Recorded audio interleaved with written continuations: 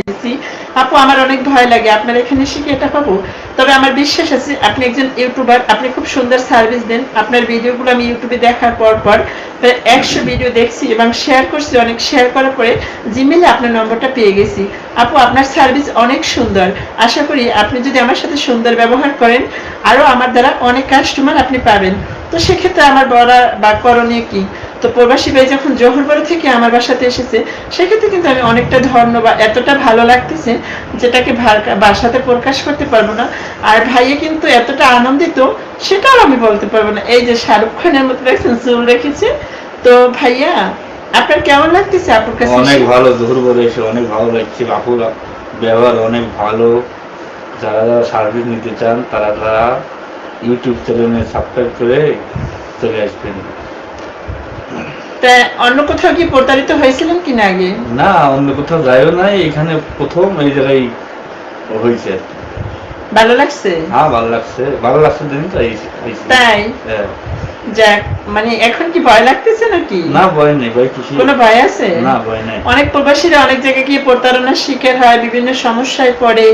তো এরকম কি মনে হচ্ছে আমার এখানে? না হতে পারে অন্য জায়গায়, এই জায়গা না। তো এই জায়গার ফিলিংসটা কেমন আপনার? ফিলিংস অনেক ভালো। তাই?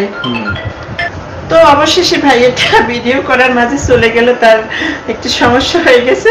তো অবশ্যই বোঝেন যে ভিডিও করার মাঝে কোথায় সে যেতে পারে। তো আশা করি আপনারা যারা আমাকে ভালোবাসেন বা যারা আমাকে পছন্দ করেন, অবশ্যই আমাদের এই মেসেজ সেন্টারে আসবেন। এখানে আসলে থাকা খাওয়া থেকে শুরু করে সকল ধরনের সুযোগ সুবিধা আপনারা পাবেন, কোনো সমস্যা নেই। অনেক প্রবাসী ভাইরা, কেবল একজন ভাই মেসেঞ্জারে আমাকে ফোন দিয়ে বলল